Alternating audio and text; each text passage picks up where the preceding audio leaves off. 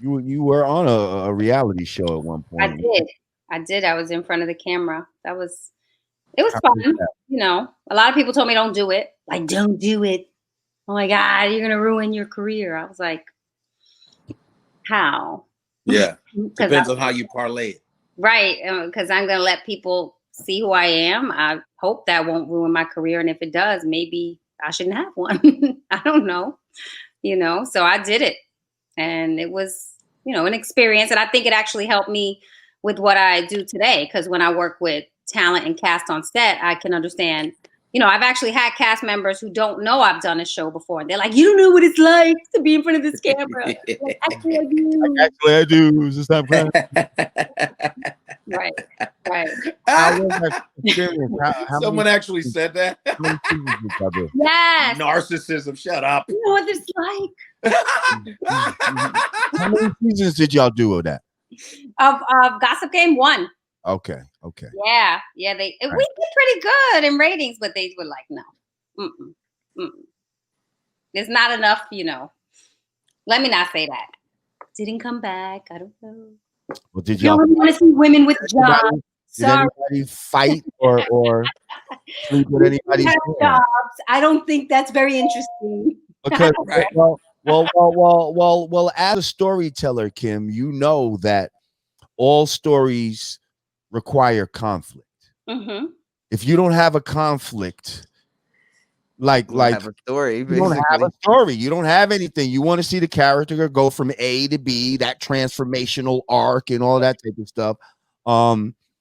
So where was the conflict in y'all's show? Well, there was in our show there was conflict between a couple of the girls on the show. So you had Hot 97 versus Power 105, which I feel like was very New York driven.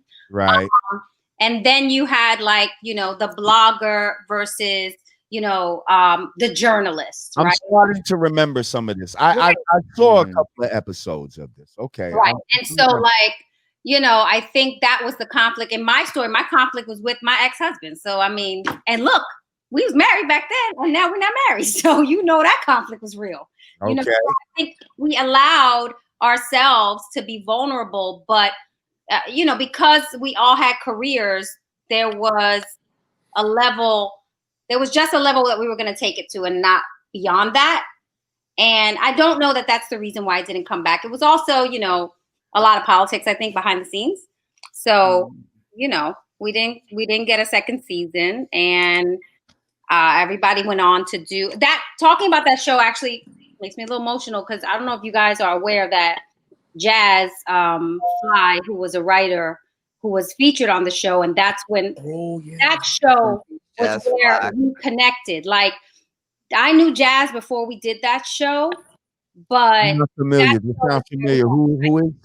She passed away, right? Yeah, earlier this year. So that's why, like, when I talk about 2020 and things that have happened, and that was also something that I think hit a lot of us in our profession really hard, because a lot of us who knew Jazz were really close and were really happy about just where she had gone in her career, because she had transitioned into television on the scripted side and was writing for a lot of mainstream shows. But there was also, just a struggle that she was going through within herself. So, that was a tough time. So whenever I think of the show, like, I have great memories from the show, but because her death is so recent, it still kind of triggers me a little bit. Just because we really met her, I think, in our community on that show. Word. And she did a great writing job with This Is Us. I don't watch This Is Us, but I was actually led to it because of the storyline was so great.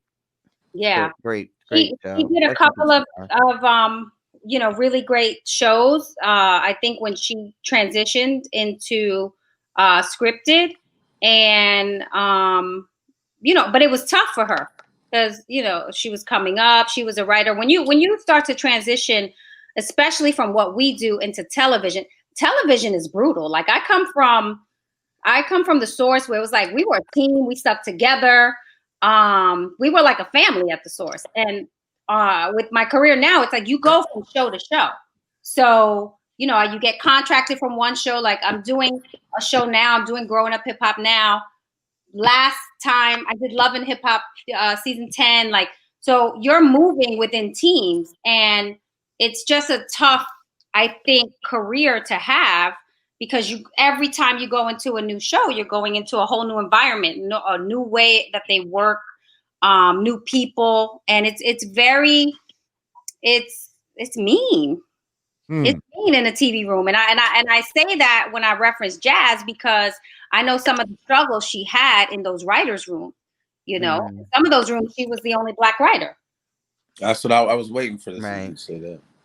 Yeah, and so and there's, you know, so there's been a lot of coverage on that. Like it's out there. Like a few of us have talked about it, but you know, she did her thing. She shined, and she went. You know, she was still kind of climbing in that world when, you know, unfortunately, she took her life.